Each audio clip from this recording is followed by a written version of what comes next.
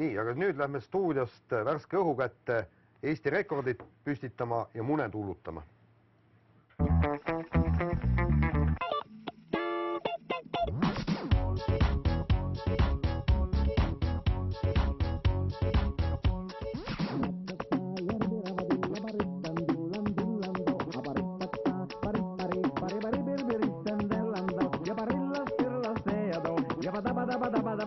Pärast seeriat häbiväärseid kaotusi meie saate eksperimentides oleme seekord otsustanud ära teha ühe õige Eesti rekordi.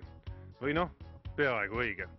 Alaks oleme valinud muna viskamise ja päris välja mõeldud asi see ei ole, sest sellel alal on olemas ka kehtiv maailmarekord, mis on 98 meetrit ja 51 sentimeetrit. Otsisime, leidsime, et Eestis on katsetatud seda ala erinevatel võistlustel, aga ametlikku rekordit ei õnnestunud tuvastada.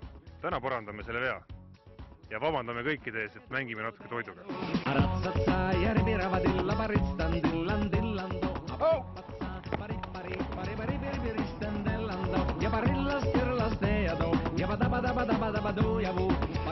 Operaator pidi pihta saama. Kehtiva rekordi püstitamiseks on vajalik esiteks 2 meest ja teiseks täita 2 tingimust. Visata ära muna selle kujuteldava joone tagant ja teiseks Jaan, meie parim püüdja, peab muna kinni püüdma ja selle koha pealt, kus ta selle kinni püüab, fikseeritakse ka tulemus. Ja muna peab terveks jääma seejuures. Just, 3. tingimus.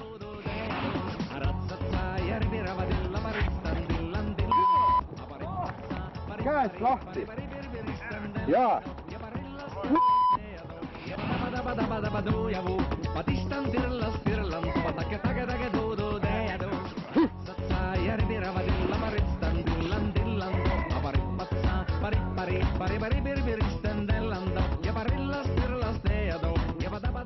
Kakskümmend 9.05.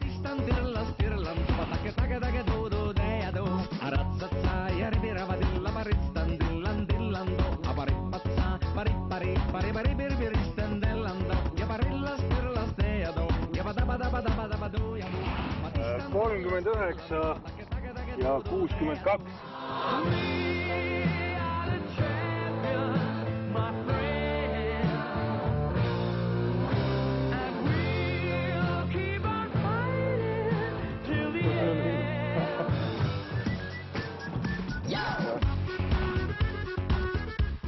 Samal ajal kui Peep staadionit koristab, võib vist ametlikult välja kuulutada Eesti rekordi muna viskamises 39.62, autoriks Jaan Martinson ja Tarmo Paju ja kõikidel Eesti suveürituste korraldajatel on võimalik seda rekordit vaikselt nihutama hakata, ma usun.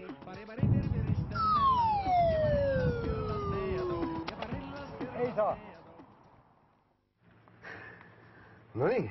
No ma õigus huvides tahaks siiski öelda, et esimene Eesti rekord tuleb siiski mulle, et see 29 meetrine vise, mille Jaan suutis püüda, oli siiski minu visatud, mitte Tarmo visatud. Ja kusjuures õigluse huvides ma võin öelda, et Peep tegi tegelikult seal 3 rekordkatset pärast meie rekordi püstitamist, väga head viset, aga näed, ei saanud kinni, et seal on selgus, et meil on täpne taktika välja pöötatud, kuidas see muna peab kätte tulema. Õige üks nagu nurga all visata. Ei, väga õige nurga, Jaan oli lihtsalt väga nõrk. Aga nüüd on väga kahju muidugi Jaani abikaasast, kuulsa fotograafi Jossi emast, kes pidi Jaani seda pusa pesema, mis on muna lõpama koos. Meil on muide pesumasin olemas.